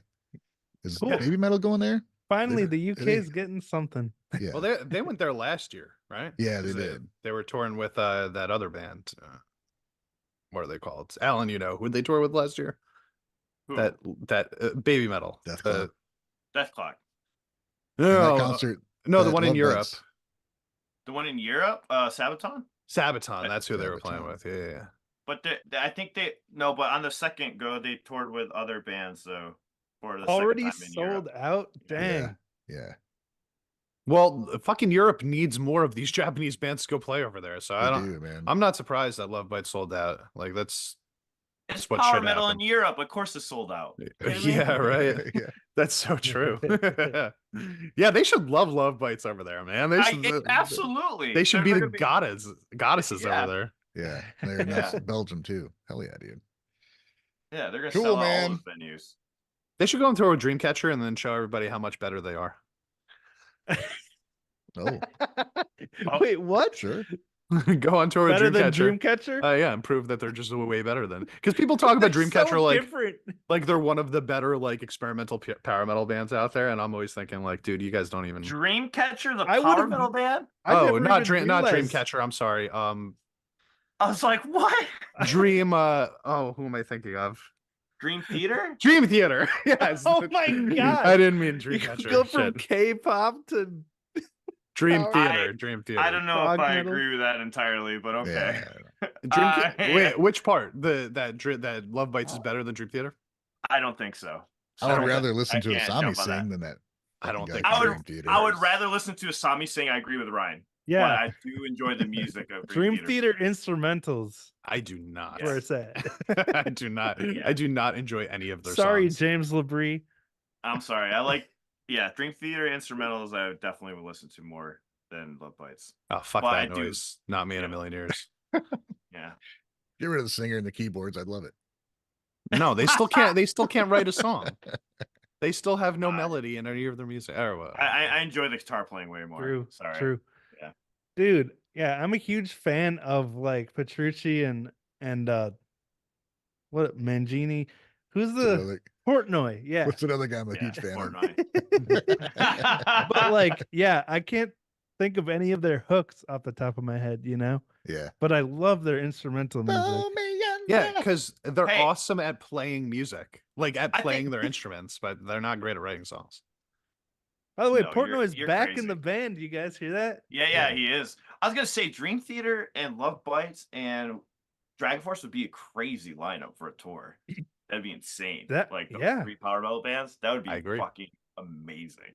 Is Dream Theater power metal though? They're more like Not prog. really. They're prog. They're like prog. metal. You're right. You're right. It's the vocalist that always makes me think they're power metal. That's why Yes, I yes. can't stand that vocal. That's why I'm sorry. It's just like this came in my head. So, But that's why I brought them up. People talk about them when you talk about power metal bands. So like that's It's I because mean- of the vocalist. The Yeah. vocalist makes them sound like a power metal band.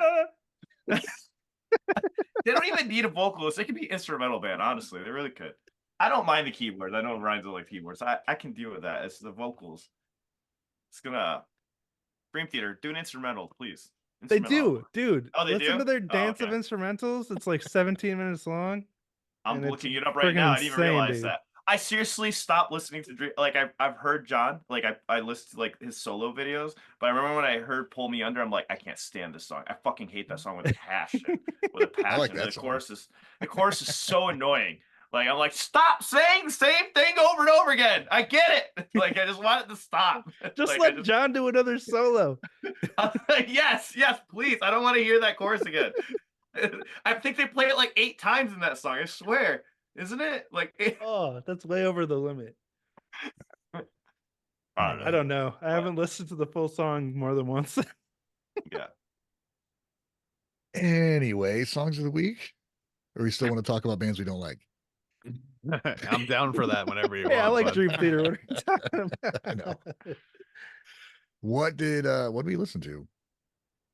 We listened to I'm on the wrong thing.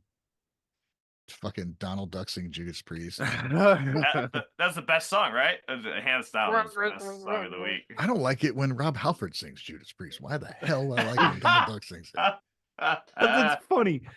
Ryan. It was funny for like 30, like a minute, and I'm like, okay.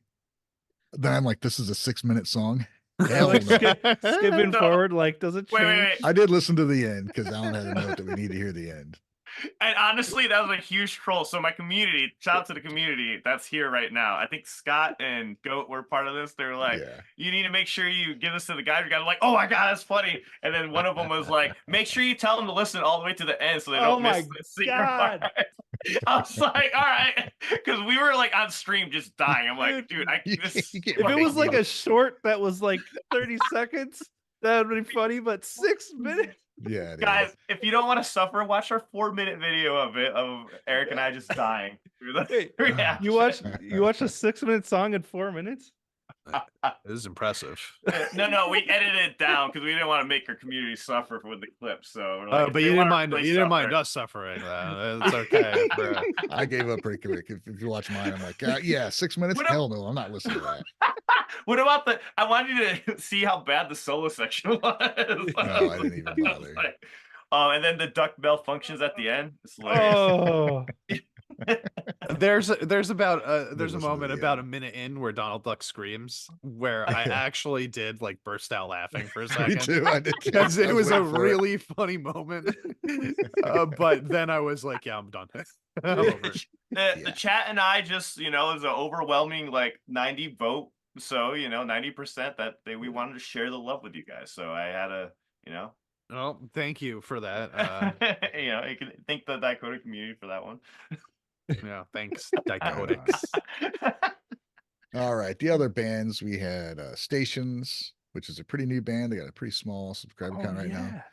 Luma Rise and Little Lilith. So would you guys Let's start with Stations. Well, that was Waves, right? yeah. Yeah. And I've actually heard of the other 3 bands, so I was familiar with Stations. They fit into kind of a group of bands that are like Chilled Spot's another one where you can it's a mood.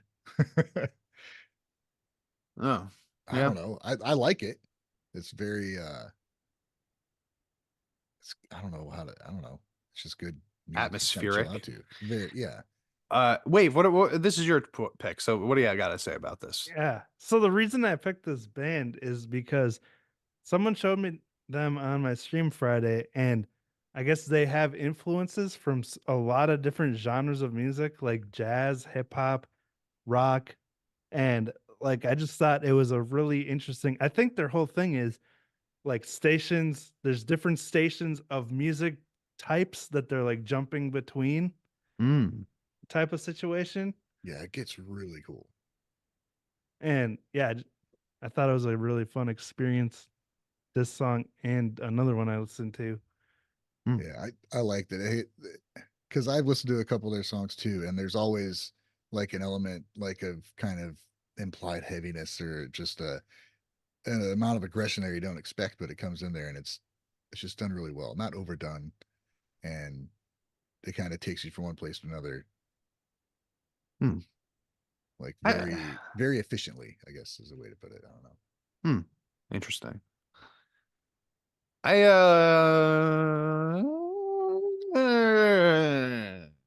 Okay. Donald Duck was better, right?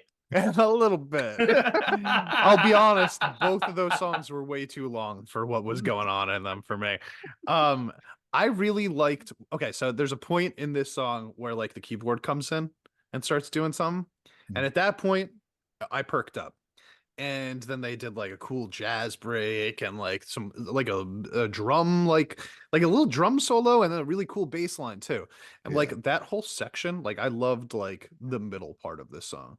It just took so long to get to that part that like by the time it actually got there, I was just like, I don't know, guys. Like it's just like really slow and atmospheric for the first like 3 minutes. And I could see why people would really like that.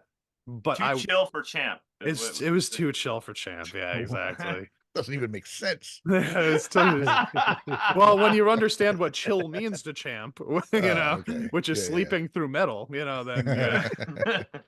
I think I knew. I hear so many bands, and I heard them, and I knew that I liked them, but I couldn't really remember why. So I was listening to it like, okay, something should happen. So when it finally had like that section with the bass, like I was the same way. It's like, oh, that bass is cool, and then the drums are on this crazy freaking solo, and that was awesome. Yeah, it was a really cool part of the song. So yeah, overall, I dig it. Really like the middle of it. Wish it just was 3.5 minutes instead of 5. Sure, I say that a lot. Songs. I agree. Fair enough. Huh. Cool. Alan, any thoughts? I didn't get a chance to listen. Remember? Oh, okay. Yeah. Right on. Right. Lumerize, Champ. Oh yeah, that was mine. Yeah. So I don't really know anything about them. They haven't posted anything in like 6 months. So I was just like, hey, this is pretty fucking cool. And it actually reminded me, this is the first song that I listened to from them. What was the name of the song? Do you have it there? Shooter. They have like a hard rock BAND-MAID type of sound to them for the most part. But for me, what really stood out here was that it was like kind of simplistic until it got to the chorus. And then the chorus was the most chaotic part of the song. So it was like this really chill verse, right? With like a clean guitars playing and stuff like that. And like the intro is kind of like this dun-nut, dun-nut, dun-nut, dun-nut type of thing, where it's like just some power chords or whatever. Then they get to the chorus and it's like it just goes wild into this like prog style guitar riff in the middle, and the drums following the guitar riff. It's like really proggy. None of the rest of the song is like that, right? Just the chorus.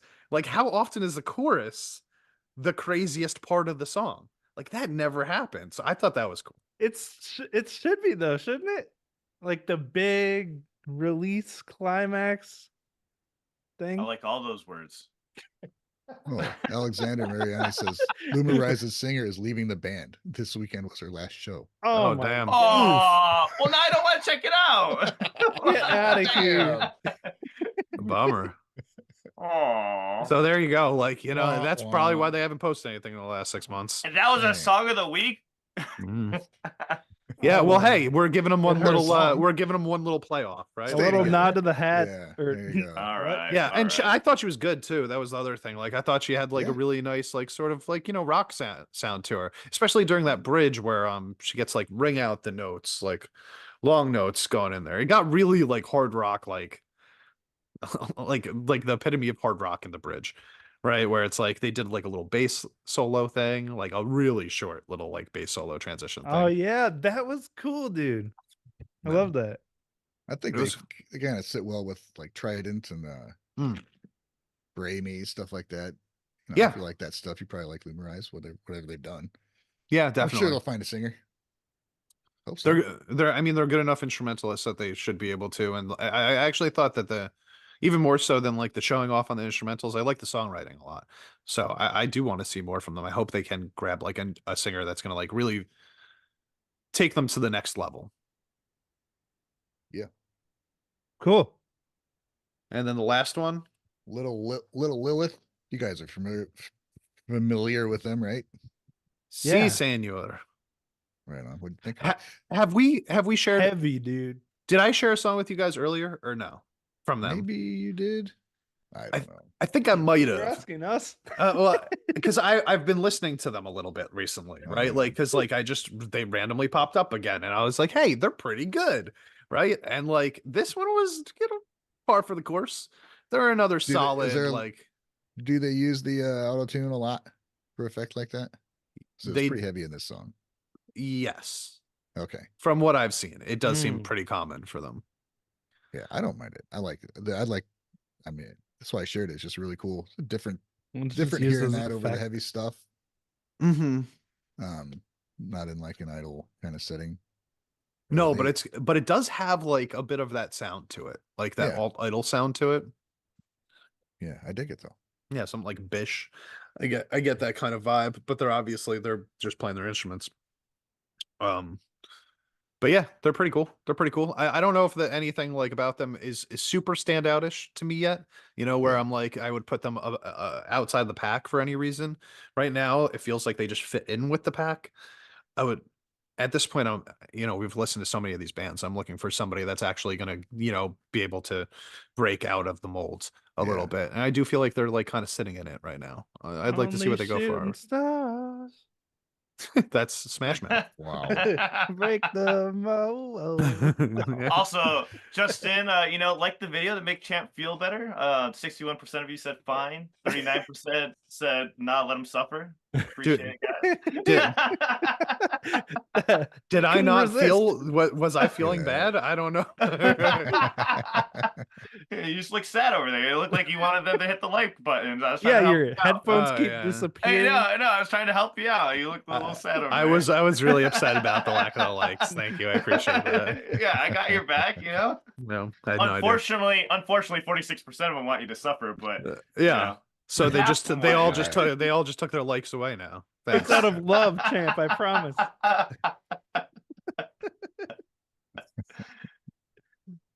All right. Okay. Well, it seems like that's all our songs for the week. That's it. Nice. Okay. We did it, guys. If you check out these songs, let us know on my video's out. I think Alan probably should be making one when he gets time. Yeah. But let us know in the comments, man, if you found it through the video or you already knew about them or glad we found it, whatever. Comment. Yeah, and thank you to the ones who originally showed them to us in the first place. Whoever you are. Because I don't remember. That's the YouTube recommended section for me. Yeah. That's my tagline. I don't remember. Yeah, we know, Wave. Next week we're gonna ask you what your tagline is, and you're gonna say, I don't remember. Tagline. All right. So it's Super Bowl, huh? Super Bowl. Who's watching that? Anybody got a big game party to go watch it in? No, not at all. I'm gonna play music. Nice. Play guitar all day. That's all I'm doing.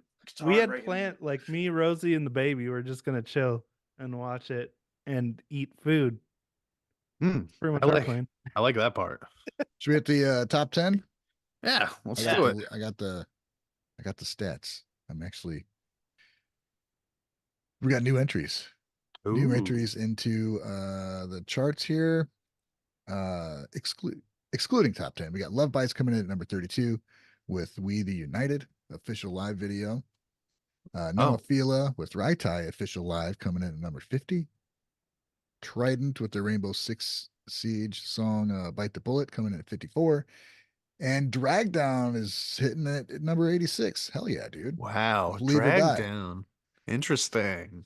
I'm glad to see that, man. That's a band that I really love that is showing up on the charts. Yeah, we've been fucking pushing them. We've been trying to push them through for the last 3 weeks.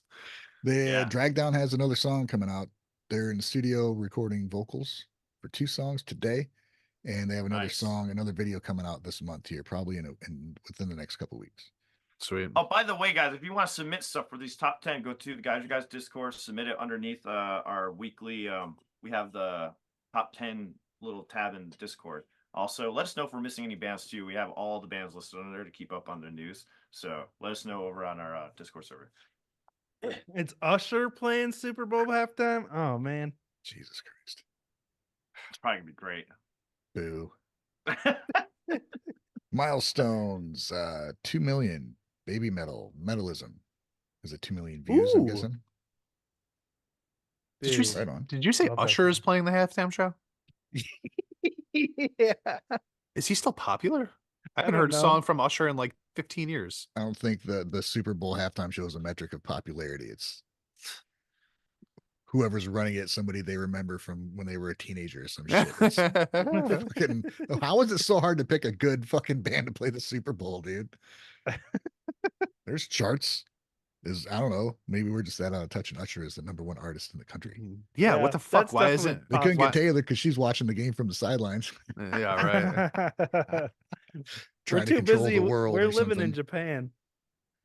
Yeah. True. Okay, top 10. Top 10, we got Shishamo with Maximum Speed, up 10 spaces to land in number 10. Wow. Shishamo is an all-girl rock band. They were formed 2010 under the name spelling Shishamo, and changed to their current stylization in 2012. So hey, welcome to the top 10. Yes, yes. And hey, Midwest Metal, thank you for the $20 super chat, my friend. Says Thank no you. no comments on Travis and Taylor. Don't fucking care, dude. I still think you should think about the Gaijin Con somewhere. I think we will think about something like that. You know what I mean? Because like last year we did the whole meeting up in Minnesota thing for the BAND-MAID show. You know, Yeah, we that's haven't fun. talked about it in depth or anything, but I'm sure we'll try to We plan should. something again this year. We Same Yeah, way that we dude. did last year. So I'll go to El Paso, Texas. Come on. Yeah. Oh, what? I got enough Texas last year. I went to you guys. It was like 180 degrees. Oh, come down. Like, come down. It's perfect. It's like nice 70 degrees here, you know? Yeah. Wow. On the Travis Taylor situation, I don't know who either of those people are, so I don't know how to answer I don't that. give a shit. I think Baby Male should do Super Bowl. I agree with Goat. That's the perfect fit. You know, it's poppy enough. Got a little That heavy would be metal stuff sick. going on. You know? It'd be Yeah, perfect. I'm sure those football fans would really love seeing those little Asian girls in baby metal costumes. They'll absolutely love it. What are you talking about? Yeah, that's right up their alley, I'm Oh sure. boy. Oh, Texas weather is not fat guy friendly. Exactly. There it is. That You feel me, Ken? means come to the East Coast. It's much cooler over here, my dude. Right. All right. Number 9, Fate Gear with Winds of Fall featuring Nana and Kokomi went down 2 spots to number 9, Mm. but they're still in the top 10. Chili Beans, went down 3 spots. I like chili beans. You say you do. You talk about it every time they show up. I like Dude, it, speaking of man. which, have you guys ever had a chili cheese burrito from Taco Bell? Yeah. Of course. It's like the best No, thing I I've ever haven't. tasted in my life. What? Wow, Get you Wow, some dude. food. The combo of the chili and the cheese. Awesome. Okay, I'm sorry. Yeah, bro, every Mexican that's listening to this podcast just like wanted to punch you in the face right there. Right. That's Yeah, the I best thing feel a ever. rumbling happening. I think there's a riot. Yeah, building they're up. running. They're running up the street behind Alan, ready to They're like, attack. there's a guy streaming, and there's a guy in there saying Taco Bell's the best. I'm like, that's what Nickelback's the greatest band like ever. 8 taco trucks around the Oh corner my here. God. Oh my God. Number 7, Baby Metal moved up 1 spot to number 7 with Matari featuring Tom Morello, official live music. All right. All right, number Cool. 6. The one that he wasn't Pokemon even Club there. stays at number 6 with How About Chief Pucho? Those are words that were a sentence, believe it or not. But it's there at number 6. Are we going Cool. for a record of polls today? Polls? What's this one now? Just Champ. Does Champ still think baby metal are 16 years old? The hell kind of question is that? Because your comment earlier, we're like they're 26. Because you're like they're just little girls or whatever. So it sounded like standard for the joke. What do you think? What do you think football? I'm fans engaging are? with the chat here, okay? We're having a good time. We're having a good time with these polls. Oh, great. Hit the like button if you're loving these polls. Wait, didn't we get a name for chat yet? No. Ralbert? Ralbert. The hell does that What? mean? You guys really want to name the chat? I don't know what the name. Oh, it was just an idea. Number 5.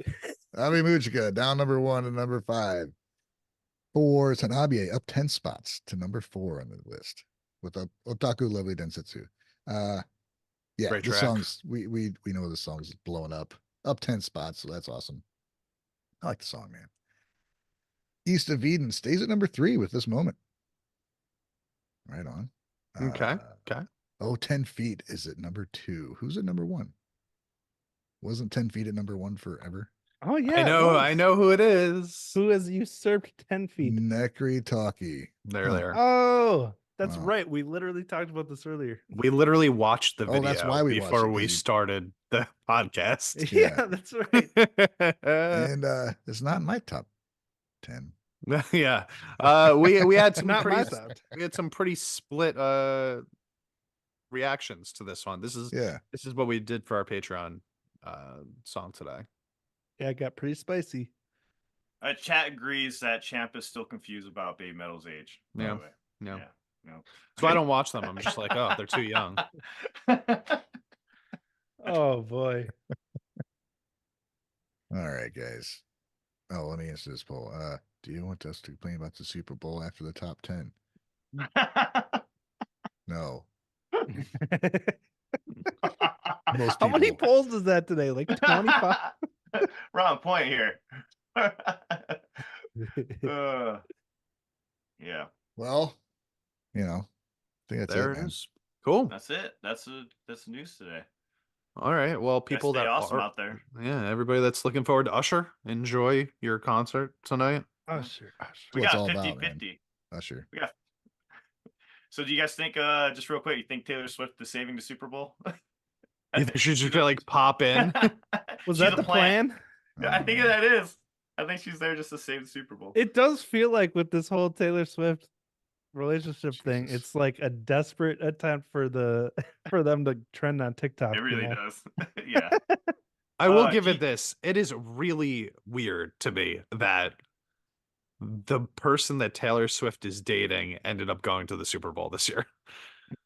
That like, is- it's just like, what were the chances? You know what I mean? Like, but that's what's happening. They got Taylor all the way through the season, all the way through the playoffs, and into the Super Bowl. they Yeah. did win the Super Bowl last year, to be Mhm. fair. They did, But yeah. the Packers beat them this year. So say what you will about that. It's all conspiracy. This shit's rigged. I don't give a fuck. Packers. It's all rigged. That's why I don't watch it.